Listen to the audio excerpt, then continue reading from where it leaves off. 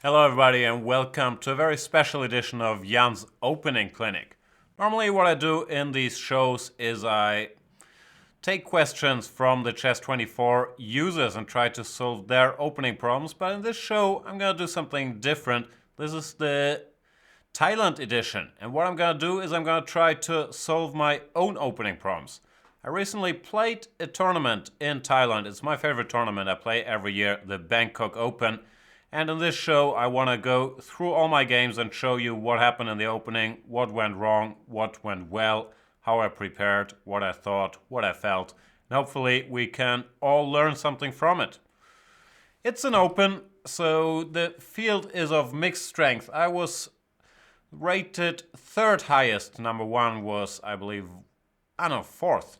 Wang Hao, Nigel Short, and Paco Vallejo were all ahead of me. So I was in the top, but not the favorite to win the thing.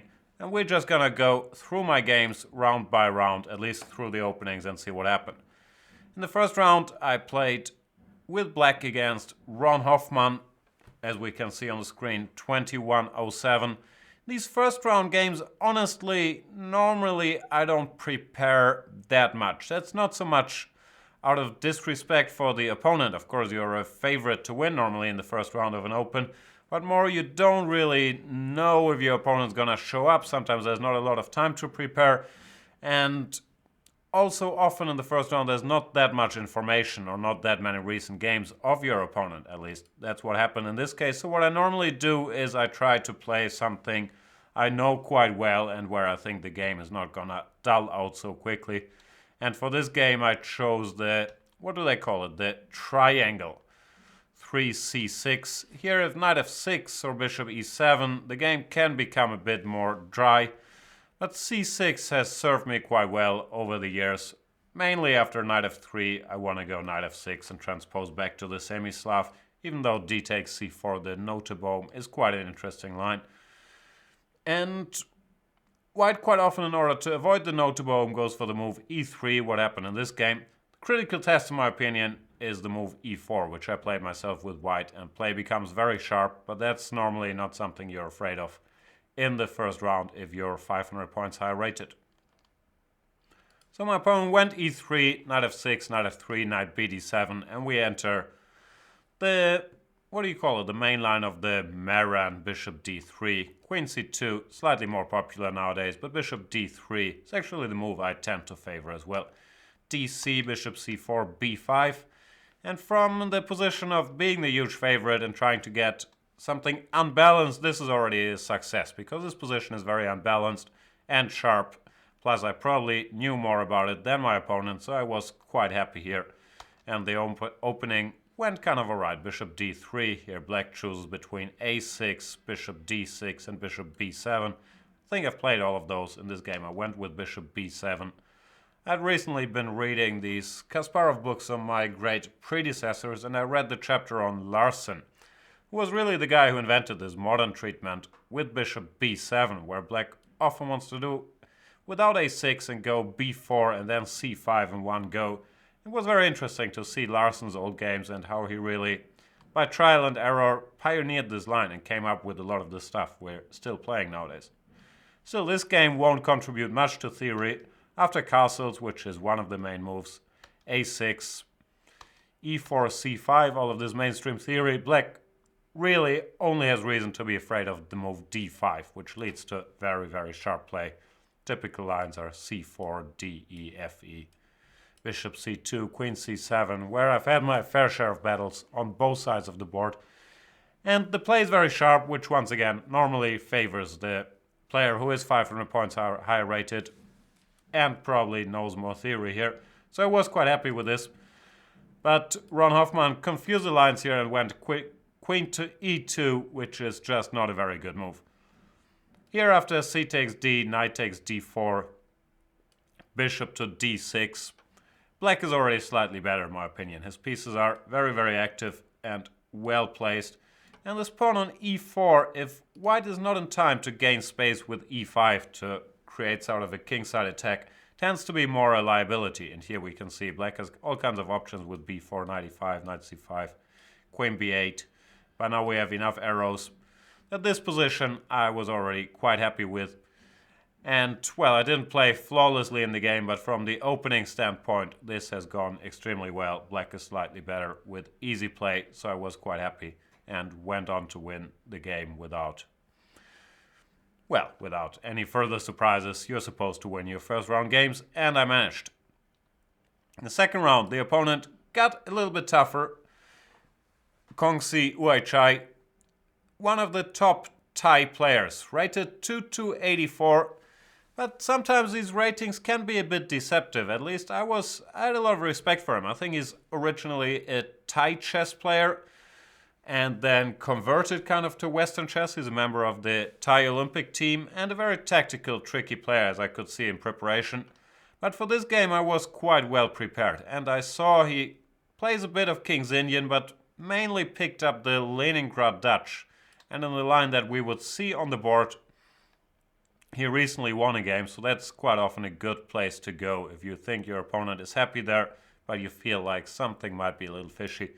Plus, I have a very good score against the Leningrad Dutch, so I saw no reason to avoid it.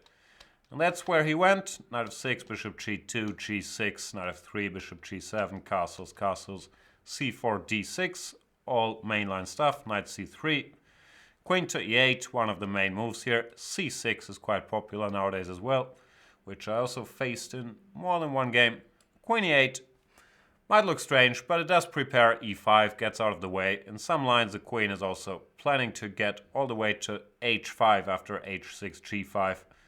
And in some lines, it wants to go to f7 to hit the c4 pawn. So the move has a reason to exist, and I've faced it quite often. The good thing is, white has no shortage of ideas here. Every move is interesting from the white perspective. In the past, I believe I played the move rook to e1, preparing e4, which is quite interesting. I've played d5, which is kind of the classical old main line.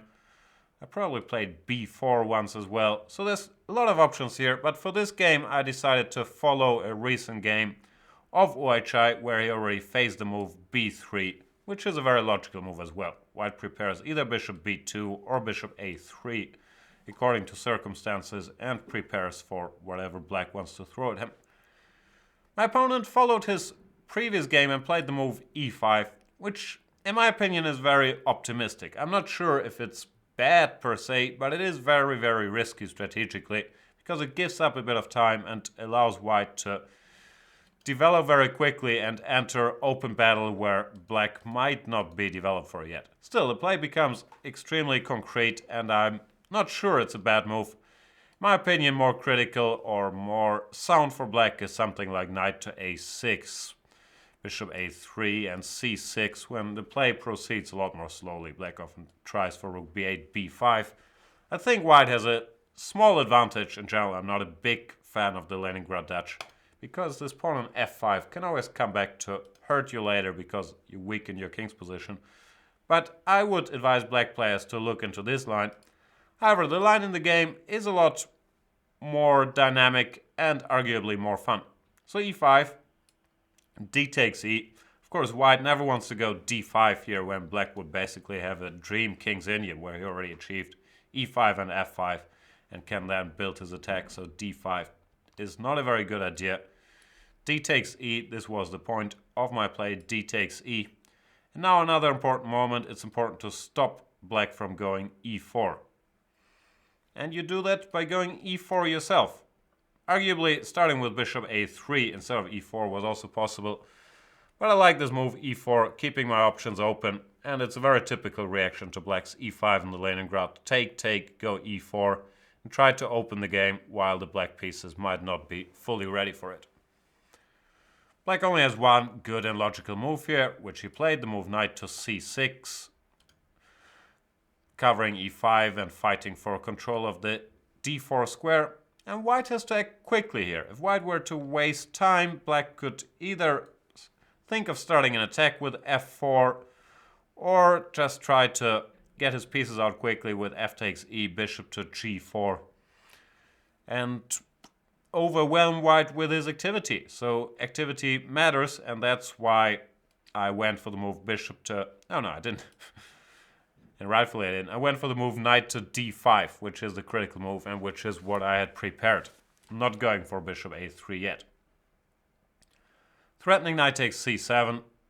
Obviously, knight takes d5 is not a very good idea after c takes d5.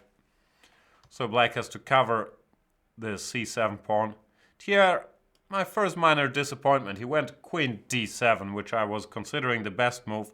I was hoping for rook f7, which I thought looked a bit more natural, but is probably worse. And here my preparation, I concluded that after knight g5, this is what I wanted to do, rook d7, ef, gf, bishop b2. That white is a very, very nice, very strong active position, and the black pawns and setup is a little shaky. So I would have been very happy to see this, but it didn't happen. He played queen d7 pretty much instantly, so he still knew this line, which is always not such a great feeling. But what are you gonna do? Queen d7 is also a move I had looked at. I went bishop a3 now, in the same spirit, trying to develop with tempo and keeping the pressure up. And here he thought for a bit and then went for rook to e8, which I think is a good move and was unpleasant for me practically because I had only looked at rook to d8, which had been played before. After rook d8, I wanted to go for an interesting pawn sacrifice. All of this is given by the computer or played before, so it's not innovations, but more choosing the line. I want to go queen c2, knight takes e4, and rook ad1. With complications, it's not clear, but I liked white's chances here. What they used to play, I think, was king h8 and knight to f6. Some kind of queen sacrifice, a bit reminiscent of what Kasparov did against Karpov in their, when was it, their match in 1990. Still, I thought in a position like this, white is a little better. I'm not sure about that, and practice or theoreticians might come to different conclusions, but I was ready to play this and I thought it is quite alright. However, after rook to e8, it turns out that all these beautiful ideas I had against rook d8 don't really work anymore, because now after rook e8, if I went queen c2, knight takes e4, rook d1, black would just go knight to d4, and since I don't have control of this e7 square, nothing good would come out of this. And the other line, after rook d8, queen c2, knight e4, rook d1. Here knight d4 is a different story, because after takes, rook e1, or even simpler, bishop takes e4. With this rook gone from the e-file, white gets a very dangerous initiative.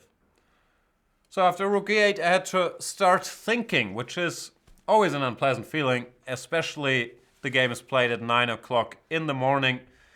And I can't say that the following was all planned very well. I'm not sure how interesting it is theoretically, but I like this game, so I'll show you a bit of it. I went e takes f5, which is a typical move, but I was mainly expecting g takes f in reply, when I would have gone bishop back to b2. And once again, this structure, I think white is a bit better. Instead, my opponent went e4.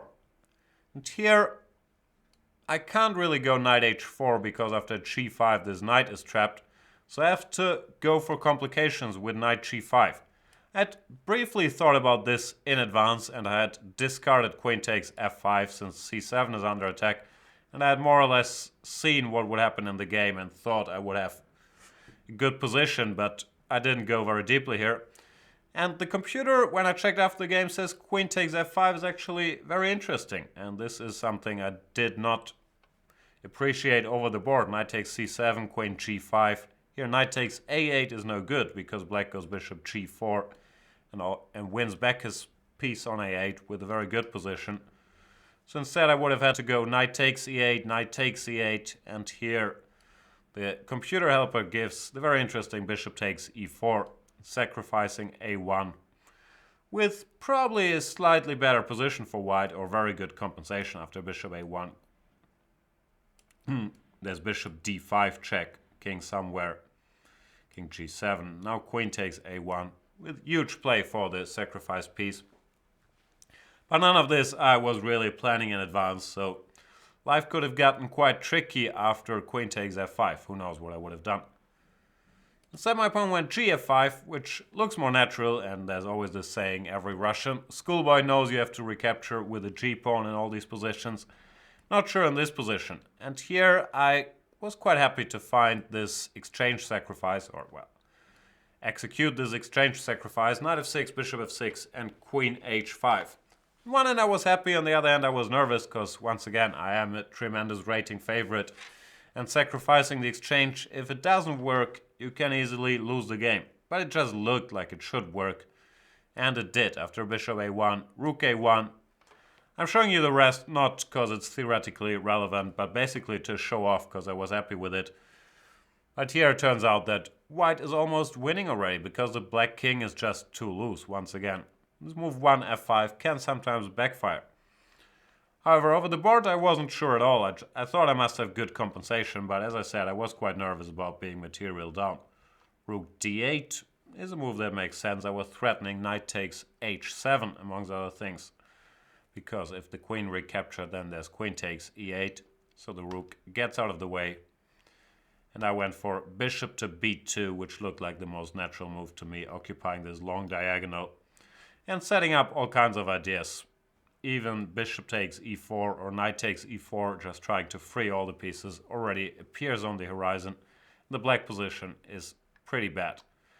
Computer, by the way, says that the immediate rook e1 was even stronger, just brute force, leaving this bishop on a3, where it's also quite strong. And in many lines, the computer even gives rook takes e4, for example, queen g7. He just takes on e4, ain't worried about nothing, and white wins. Didn't anticipate that, so bishop b2, queen e7. We got 7 more games to go through, so I should hurry up a bit. Rook e1, bishop d7. And here, well, I hadn't calculated any of this, I just had the feeling it has to be good for white. And it is. Here, actually, white has a choice between 3 moves, and I played one which is strong. The move bishop takes e4, but I regretted it, because afterwards, when checking, I was mainly calculating knight takes e4 or bishop takes e4, which both look good.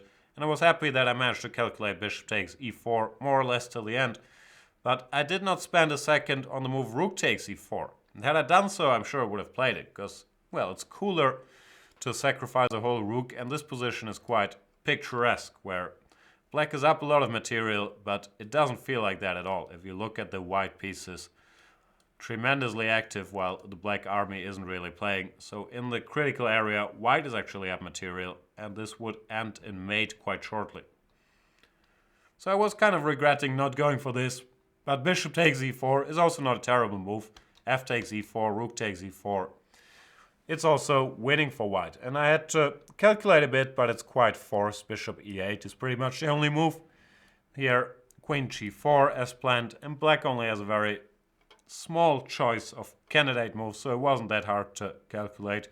The main line I had to see was h5, trying to chase this queen away from the g file. That after rook takes e7, hg, rook g7 check. It's actually checkmate after king h8, rook h7, king g8, rook h8. Or more pretty after king f8, knight h7, checkmate. So after I'd seen that, I didn't have doubts about bishop e4 anymore. Instead, the game concluded differently. Queen to d7. Here white only has one winning move, but it is good enough. Not knight e6, because then bishop g6 controls everything. So once again, eliminate the defenders. Rook takes e8, brute force. And my opponent resigned, because after queen takes e8, once again, white only has one winning move, but of course, that was my plan. Knight takes h7. It does end in checkmate quite soon. King h7, queen g7. While queen f7, this is what I was mainly calculating, also does not work. Queen f5, king e7, bishop f6, king d6, and queen d5 is one line. So I was happy with this game, and it gave me some confidence. I mean, I was supposed to win it, but it's always nice if you can sacrifice something and you calculate the lines correctly. But, of course, most of the favorites, or actually some of them weren't, but normally in an open you are supposed to win your first 2-3 games, and then it starts. Third round, it got a bit tougher. It always gets a bit tougher rating-wise, with black against Michal Bartel, strong player from Poland, 2350. I'm still a huge favorite, but It's never easy to beat a 2350 player with black. They know how to play, they know their openings, normally they're happy with a draw. So this is already a tricky spot when choosing the opening. Especially if they go 1 e4. It's tough. Everybody knows, me included, that my main repertoire is playing 1 e5 and playing these solid lines. But this is one of these spots where if you really have to win, and normally you have to win these games, where I'm quite often tempted to go c5 and play the dragon, the knight, or 2 e6, the Sicilian, just to unbalance the position. However, in this game, first of all, it was a double round, so I didn't have that much time to prepare. And secondly, when I checked his games, I saw that what he does against my e5 stuff, well, wasn't that dull and didn't seem that threatening to me. So I went e5. Also because, yeah, here, if there's a surprise, I can more or less play it on autopilot because I know my way around these positions much better than around Sicilian positions. Bishop b5. My opponent also played other moves. a6, bishop a4, knight f6. And in my preparation, I had noticed that normally here he plays the move bishop takes c6, d takes c, and then d3. Something along those lines, which is not supposed to be very critical. It's more critical after castles bishop e7 and now bishop takes c6 because his bishop already committed to e7. In the line, my opponent was normally choosing here black can go bishop d6, and I think black is fine, even though it's not the most exciting structure, I will admit. But I was willing to play this. And against castles, I was planning to go b5, just not to allow him a second chance on his bishop takes c6 idea. Instead, he played d3. And I could understand his thinking, because in this position, I've played bishop c5 in the past. After bishop c5, no doubt, now he would have taken on c6, dc. And this bishop, once again, is misplaced on c5. This is actually the same position you get from these trendy anti-Berlins, except the pawn is on a6, where it's normally on a7, to show you what I mean. Knight f6, d3, bishop c5, bishop takes c6, d takes c6. It's almost the same position. You can find countless Viciana and Magnus Carlsen games here. And white keeps looking for an advantage while he's solid. So it's nothing I was looking forward to. But that means after d3 I had an easy decision. I'm not going to allow that. I'm going to go b5 instead, which is also a pretty good move. Bishop b3, bishop c5, knight c3, d6, knight d5, h6. I've had this position on the board before against Jan Nepomniachtchi a couple of years back. c3, this is a main line. And bishop e6. I think bishop e6 is the most precise way to play here. Of course, castles is possible. But I always like this idea of bishop e6 followed by bishop takes d5. Which is what happened in the game. I'll briefly show you how it went. Castles, bishop d5, ed, knight e7. Now white has to do something about his d5 pawn. And the only good move really is d4. E takes d, knight takes d4. Which at first sight it looks quite good for white, who has the two bishops, has a space advantage. But at second sight, things aren't that easy. After queen to d7, his pawn on d5 turns out to be a little weak, and after the natural queen f3, black can always take on d4, cd, and now these double pawns are kind of restricting the bishop pair. After something like queen f5 here or queen g4, I think black is totally fine. So this line, yeah, I was quite happy with, and it's unbalanced, but of course the position is equal. In the game he played a4, and after castles, queen d3. Well, black has nothing to worry about, but it's hard to generate winning chances. However, opening-wise, after rook ab8, I think we can conclude this game. I managed to win it later after some over-optimistic play by my opponent.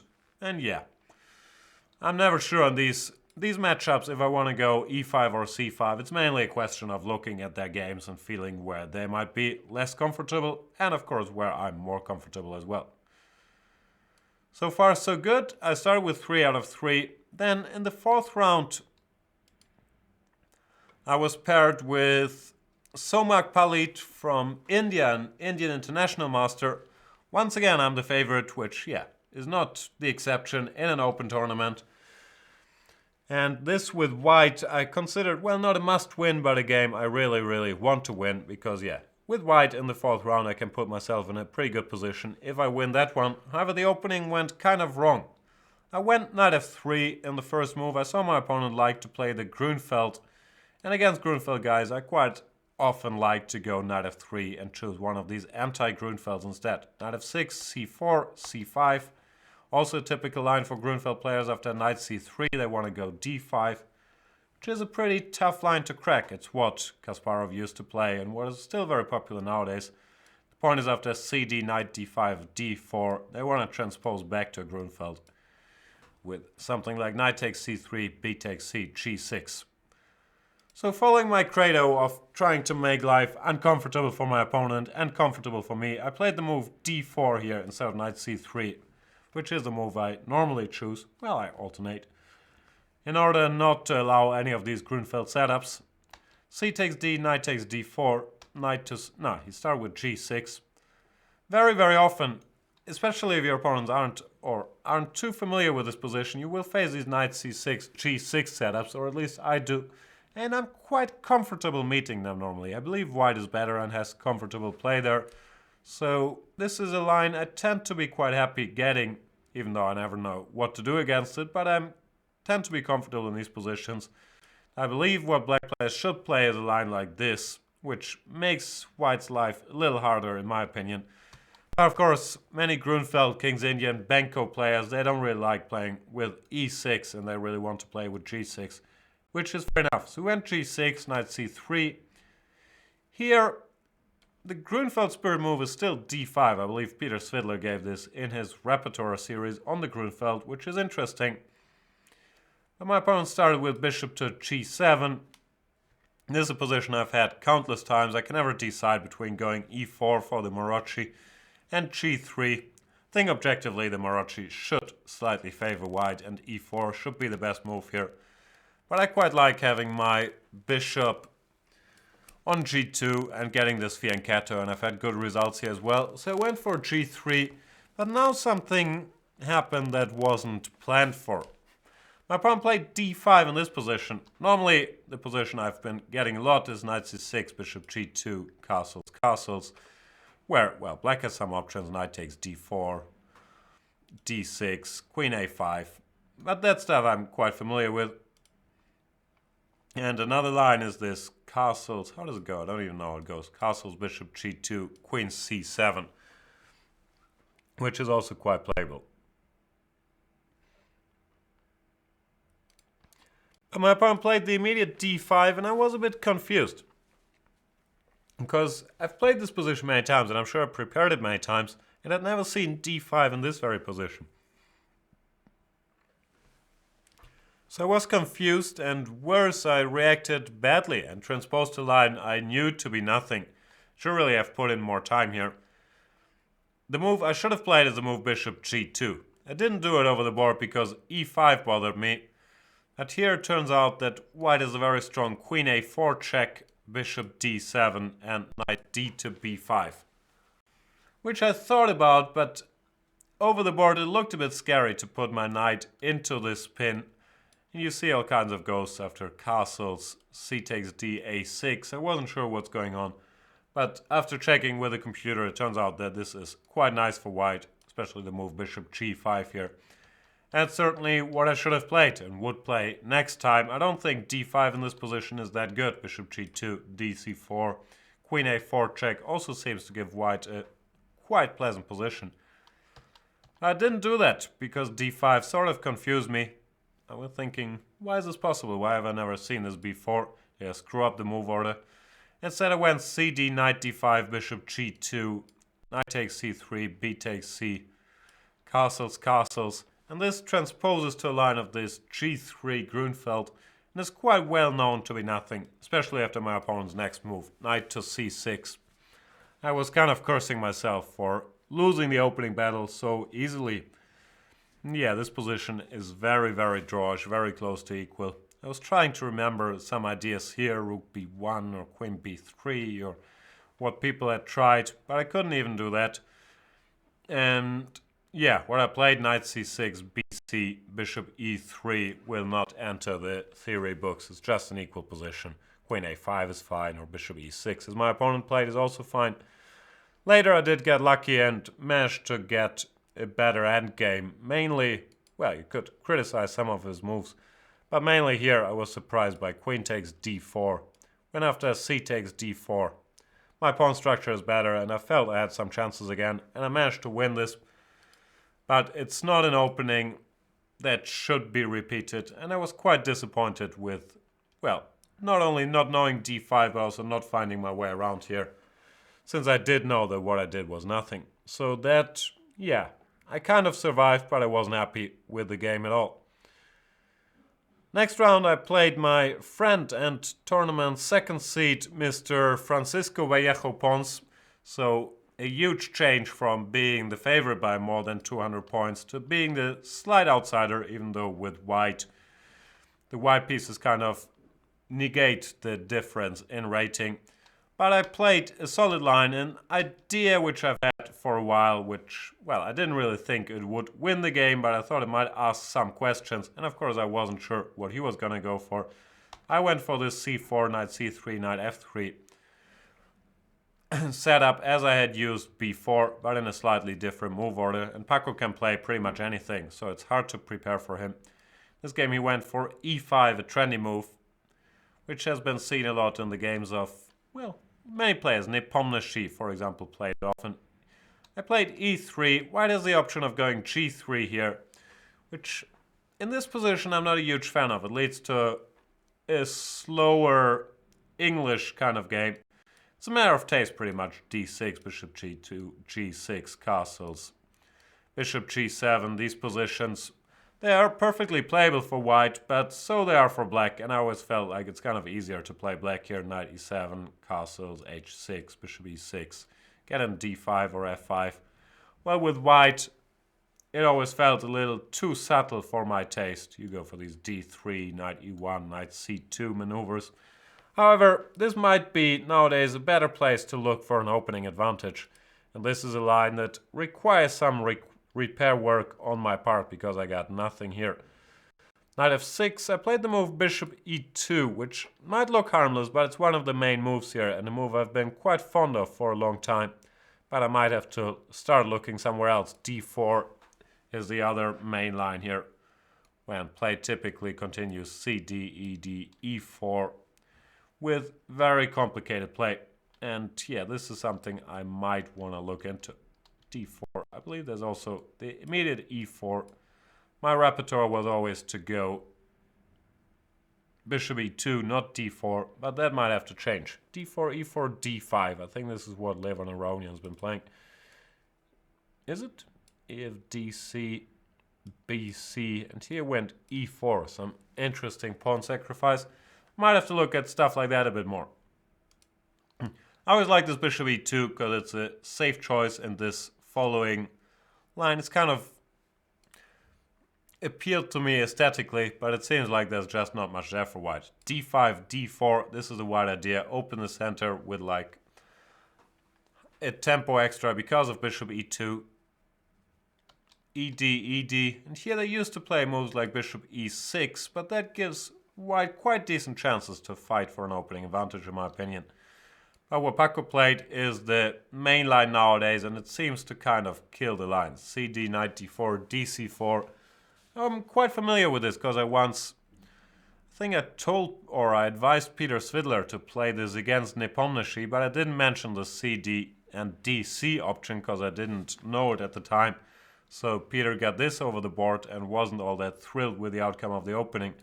I looked at it afterwards and I had like sort of a half idea, which I thought would be good for one game.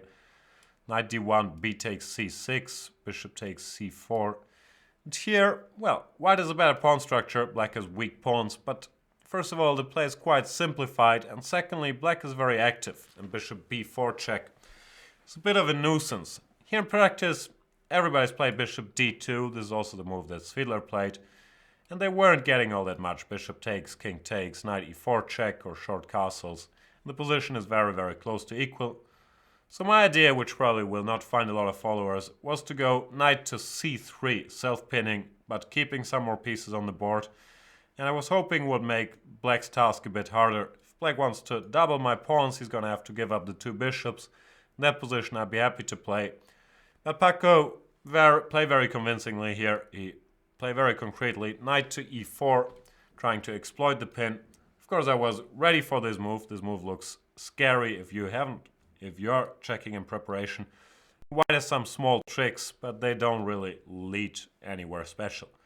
Castles, knight takes c3. Now the idea was not to lose a pawn, of course, but with the help of some minor tactics to recover the material and hopefully come out slightly on top, but there's not much here. Rook e1 check. Best move is bishop e6. If black were to go king f8, for example, he would end up in trouble. bc, bishop c3, and bishop a3. All of a sudden, white will deliver checkmate, but normally you don't get those things against 2700 opponents. So bishop e6, this is the right move. And black still is a piece ahead, and I have to use some trickery to win it back, which of course I knew about. And also it's quite a typical idea to allow this knight takes c3 and then question this bishop. In the Nimzo Indian you see it quite often, a3. White will get his material back, but unfortunately he won't have an advantage. Bishop e7 was played, which is the safest. Bishop a5 is also possible. Then I would go bishop d2 and exploit the spin. And once again, win my material back, but probably not much more. It's very close to equal. And bishop e7, similar story. Bishop e6, fe, b takes c3. It's an ending where, white can argue that on paper he's better because the e6 pawn is one more pawn island than white has. But with these targets and the simplified position, there's not all that much to hope for. And the game ended in a draw quite quickly, which frankly I wasn't that unhappy with. I was at 4.5 out of 5. I had half a day off in Thailand, and I had played one of the top players in the field, so no complaints there. Next round was another very typical open situation with black against the very experienced Grandmaster Josef Horvat from Hungary.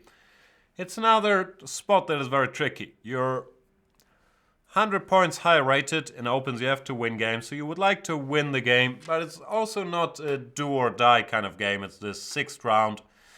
And it's very hard to find the right balance, at least for me here, between going all out and playing your normal stuff, playing solidly. And I don't think there's a right answer. It also depends on your style.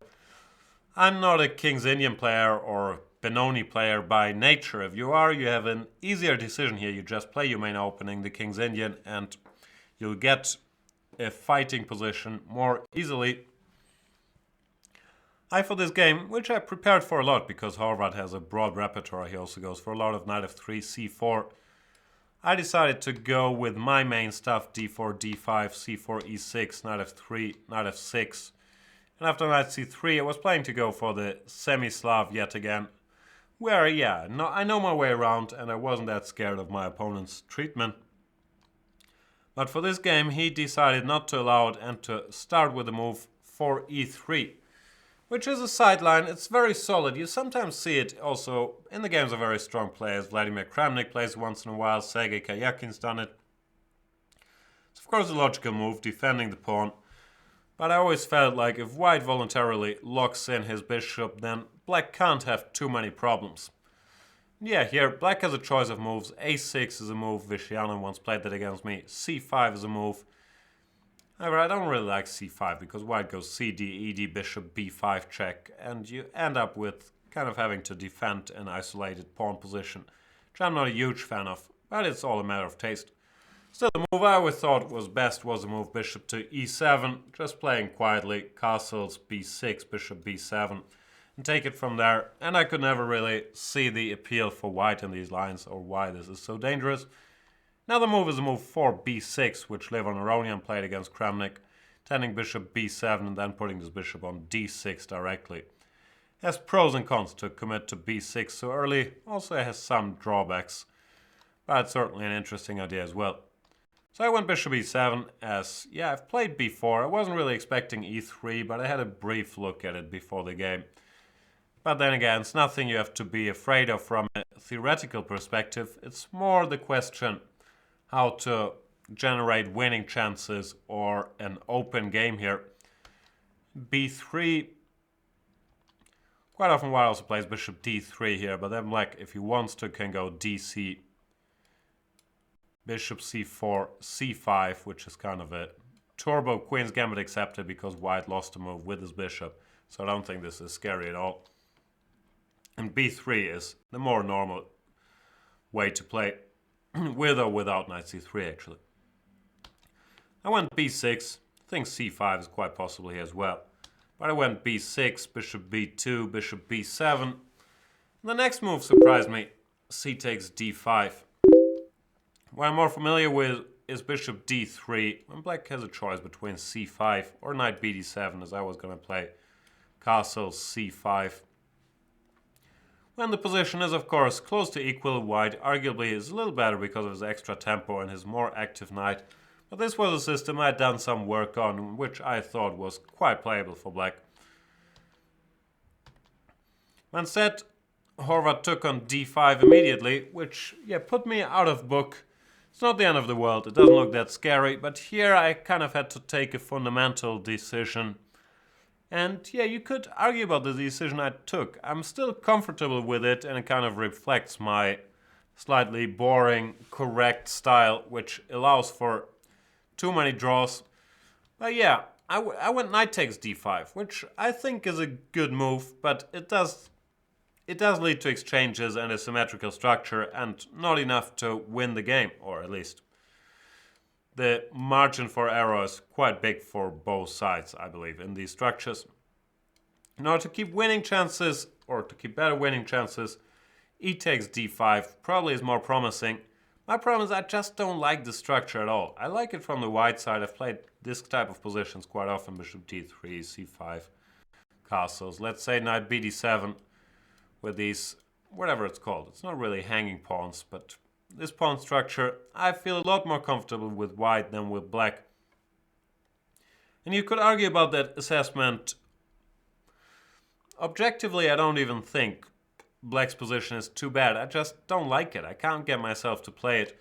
And it's a tough spot. If I should play ed5, which, yeah, creates a more unbalanced game, but it's not really in my style. Or knight takes d5, or choose a different opening altogether. But I went with knight takes d5.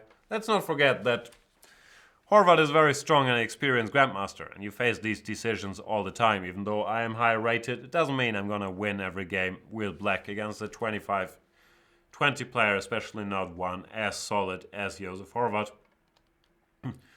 So I was quite comfortable with my decision, and I managed to create some pressure later in the game, but it wasn't really enough to win. There is just, too much margin for piece exchanges. Sorry. And the game ended in a draw without too much drama, frankly. So far nothing bad happened. 5 out of 6. I was in shared first, and I got what I thought was a good pairing, because the other leaders were playing amongst themselves, and I got the white pieces and an opponent I thought I would have a chance to beat, or at least I was much higher rated.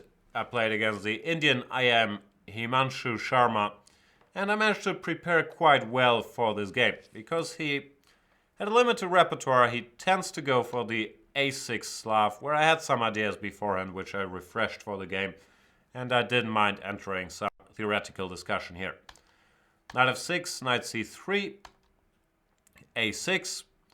I don't always go knight f3, knight c3, but it helps to know what your opponent's gonna do, then you can react accordingly. I quite often play knight c3, e3, or knight f3, e3, or even the good old exchange Slav. But since I knew my opponent pretty much exclusively played the a6 Slav here, I was quite happy choosing this move order. And here I went for the move e3, which was always my repertoire, partly for move order reasons. For example, if you go knight c3, knight f6, and here e3, a6, it's quite comfortable to transpose back into this, but obviously you can't transpose into other lines. And secondly, I think e3 is also one of the more critical tests. c5 is also possible and arguably the most critical test, but the structure once again doesn't really suit me. It leads to a bit too close of a game for my liking. So e3 is more in line with my style. I've played this position with both colors quite a bit. With black I've experimented with the move bishop f5. Sorry. I also faced the move e6 here, which became popular after Vishianen played against Gelfand in their World Championship match. When white has a choice between c5, b3, and the move I tend to play, the move queen to c2. All of those interesting. But my opponent plays the move b5, which once again he had played in the past, so I was quite well prepared here. b3, I prefer this to c5 once again, mainly for stylistic reasons, because I don't like closing the position so early. Objectively, both moves are very interesting. b3, bishop g4, this is the main line. Bishop e2, also main move.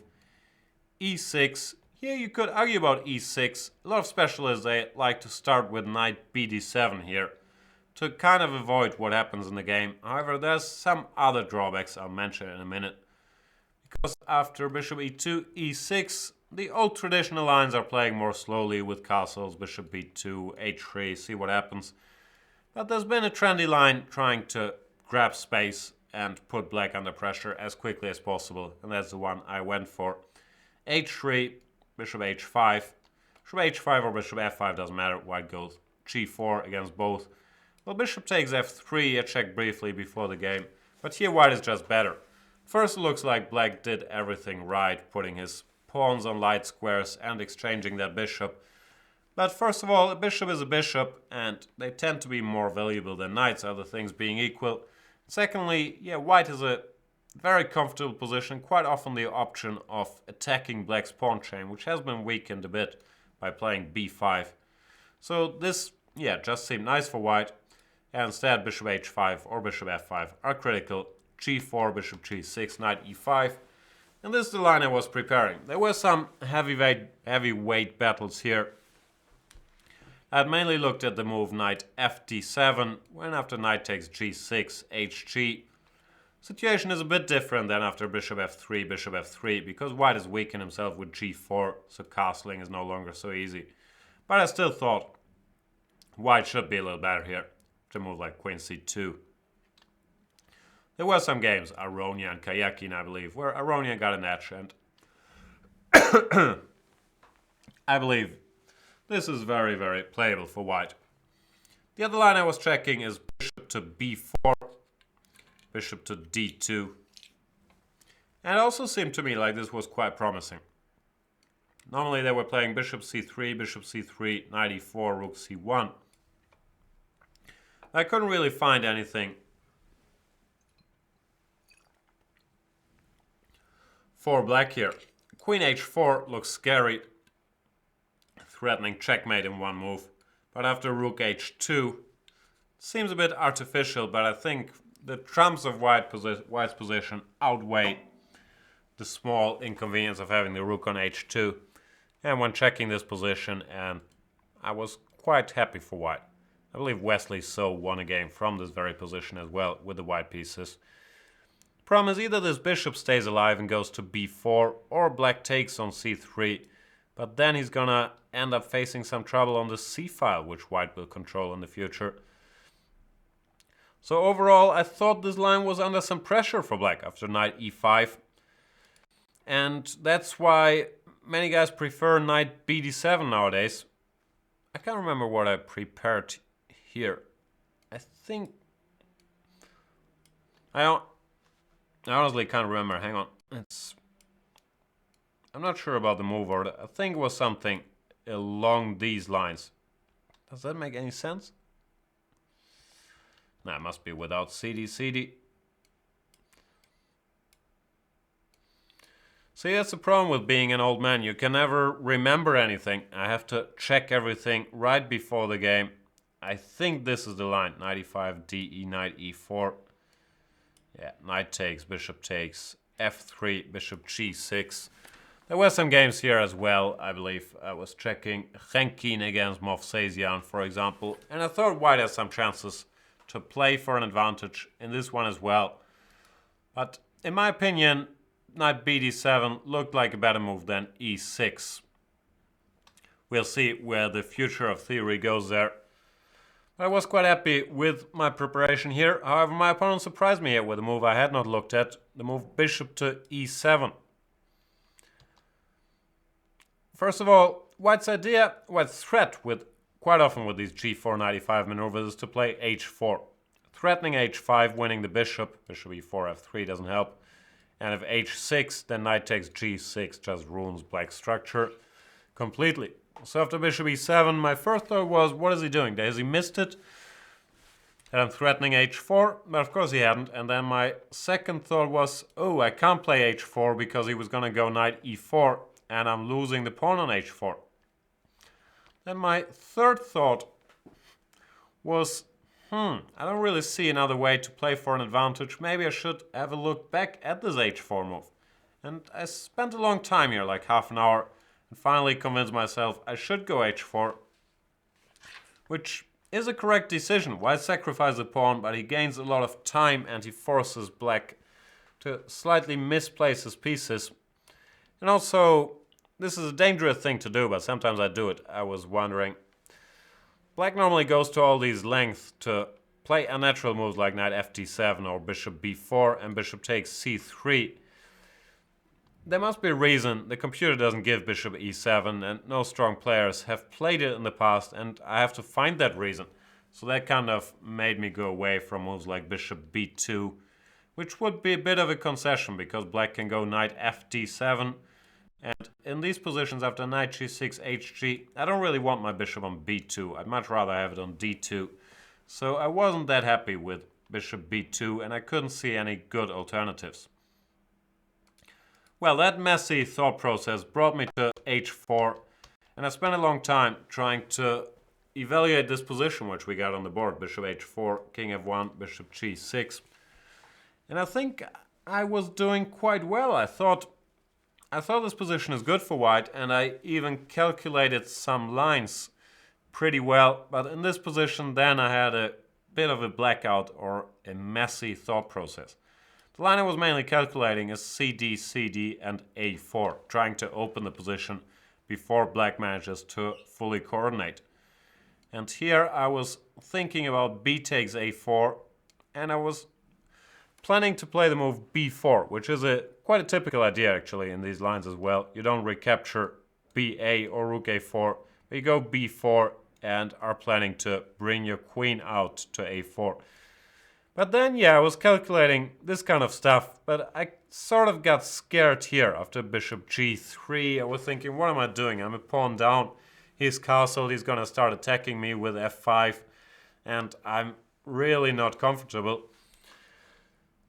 I'm not sure. I'm still not sure. I think I should have gone for this, and my fears looking at this position more so were a bit exaggerated. White is doing quite well here. b5 is coming. His king is quite safe. hg looks extremely risky with the black king on g8 and the open h file. So I certainly should have played this. But instead, after spending most of my time on a4 or cd and a4, I decided, nah, let's just take on g6 and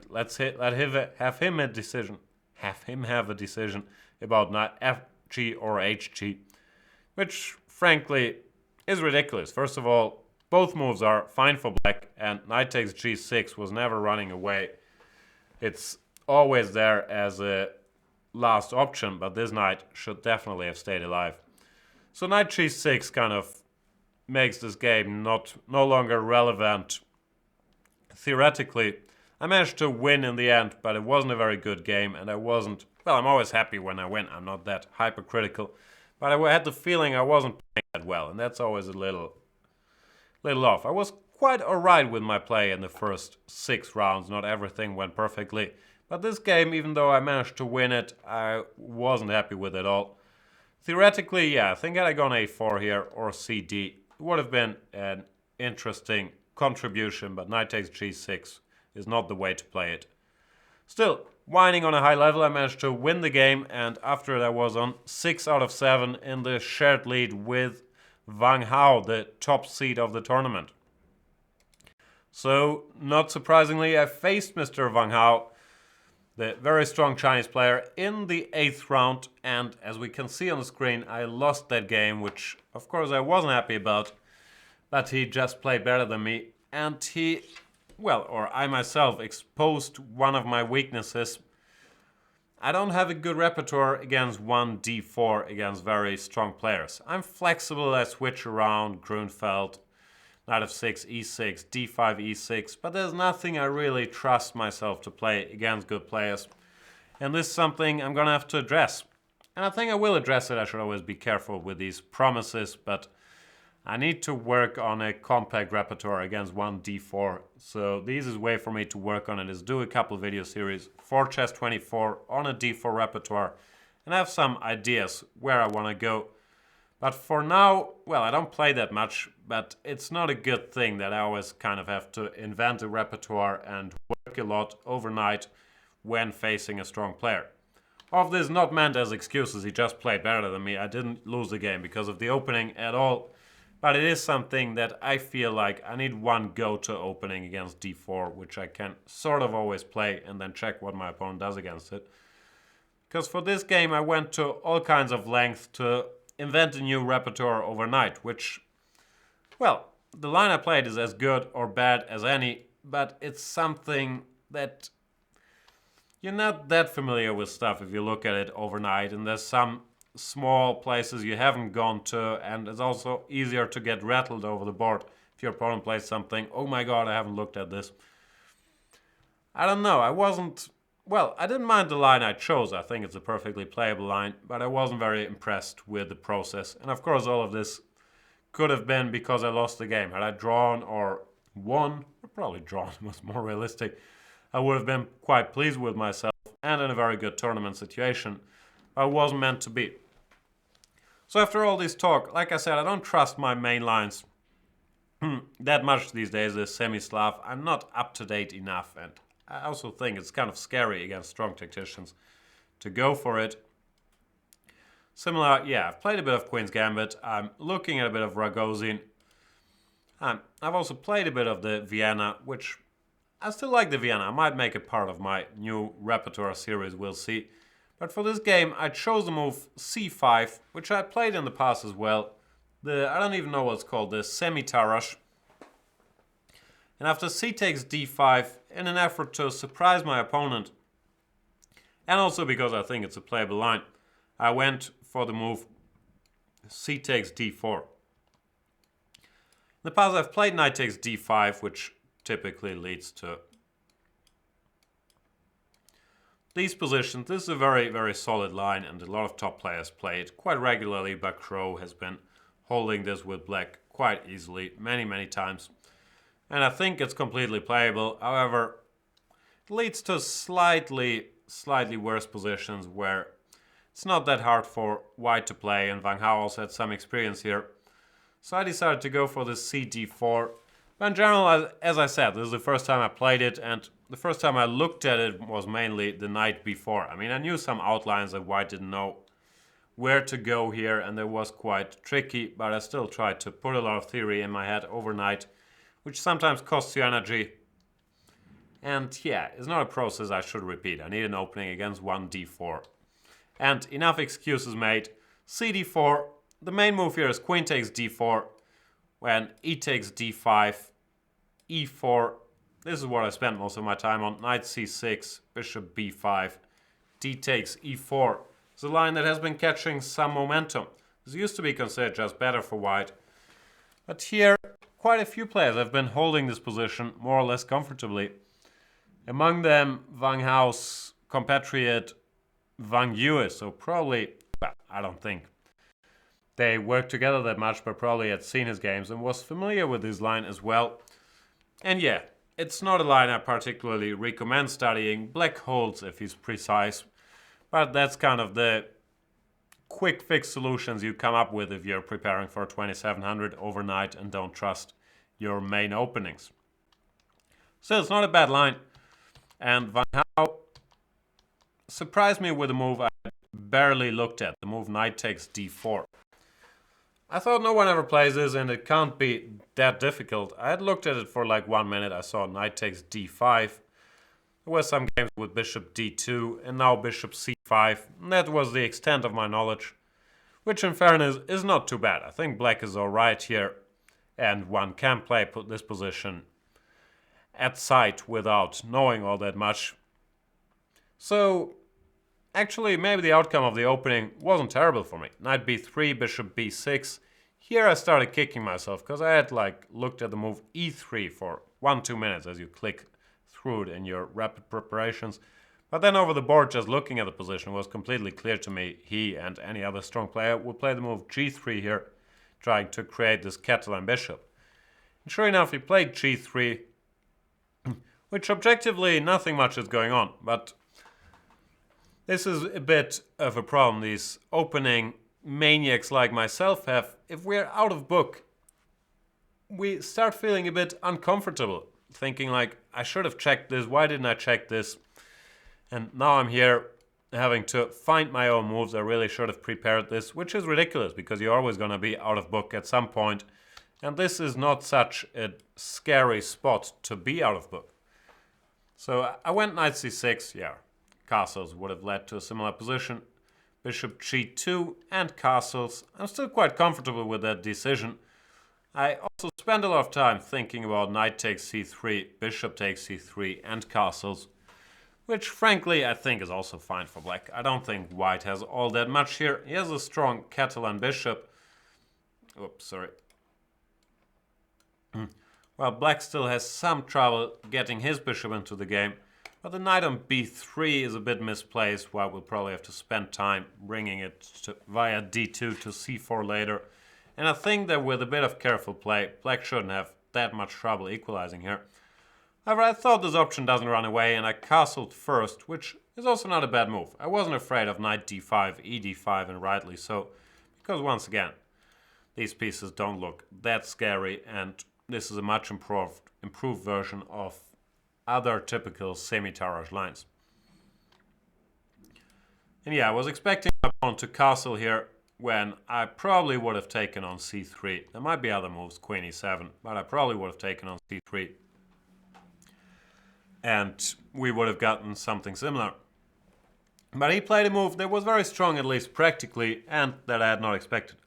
Excuse me. Move knight to a4. And here I made my main mistake. Or, well, maybe not my main mistake, but I made a serious mistake. And I kind of felt it was wrong too.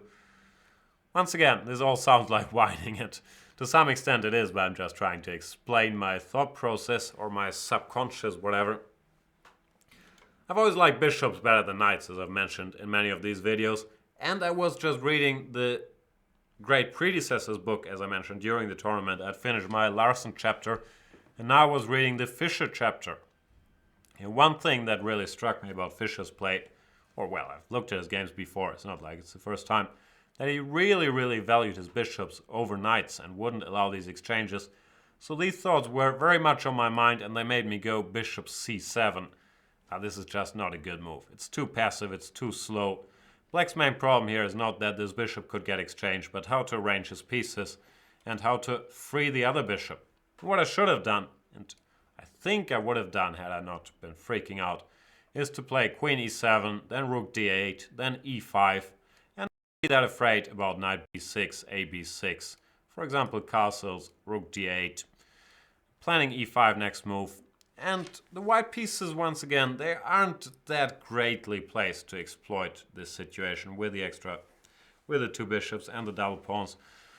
I believe, well, it carries strategic risk, but I believe black is kind of okay here. If he gets an e5 next move and then puts his bishop on e6. Looks like a very playable position for me. And once again, Van Hao just played much better than me in the game, and he also played the opening quite cleverly, avoiding my preparation and making me think, which obviously worked. But yeah, for myself I decided, and this is the typical opening nerd reaction, let's blame it all on the opening. I need to work harder on my d4 repertoire so I waste less energy and get less annoyed if there's a surprise in the opening. Still, he just outplayed me. Even my position later in the game wasn't that bad. Kudos to him. He's a good player. And that kind of ruined my tournament situation. That's a problem if you lose too late in these opens. If you lose a game in round 8, it's very hard to fix it. While if you lose a game in round 4 or 5, you always get paired with some slightly weaker players and you can make a run and be back in the top group by the end of it. Which was, by the way, expertly done by the tournament winner, Nigel Short. Congratulations to him. He lost his game, I think, in the 3rd round, or 4th, I'm not sure. And then went against Barbosa, and then went on a run and won the tournament in the end with 7.5 out of 9. Me, after losing to Wang Hao, didn't have a chance anymore. The leaders were all of a sudden... Well, Wang Hao was 1 point ahead of me, and a bunch of other guys were half a point ahead of me, playing amongst themselves, so there was not much I could do. And the last round, I was facing Kunti, once again from India with the white pieces, experienced Grandmaster, but has been shedding some ratings, so I was the favorite on paper. Another 9 a.m. round. I'm going to use every excuse in the book for not playing well in these last 2 games. I'm not quite sure what went wrong. I decided to once again go for c4, mainly for repertoire reasons. d4, Kunti pretty much exclusively likes to play the Nimzo Indian or the Bogo Indian / Queen's Indian, and he's very comfortable. Or at least he's played a lot of these positions many times, the same structures, and I thought let's give him a slightly different look. Went for c4. Wang Hao had done the same earlier in the tournament. Knight f3, knight c6, knight c3, as I played against Vallejo as well. Where he played g6, which is the line I had prepared for and where I had some ideas.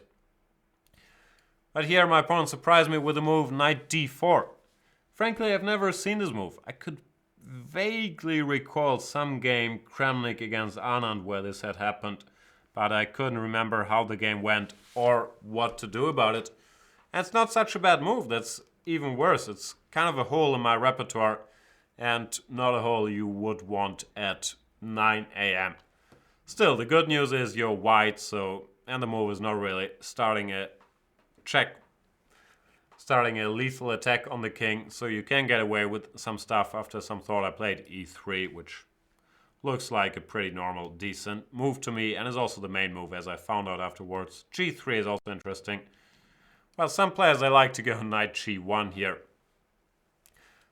then intending to follow with e3, but knight g1, first of all, after knight c6, I would have to go g3, which is not part of my repertoire, and also after knight f6, e3, knight c6, let's say d4, takes, d5. All of a sudden, white has to play the pawn off, which is also not a line I typically play. So I was deciding between g3 and e3, and I went for e3, knight f3, queen f3, g6. Here I played g3, which is arguably not the best move order. Probably white should go for b3, then bishop b2. I went g3, bishop g7, bishop g2, knight f6, castles.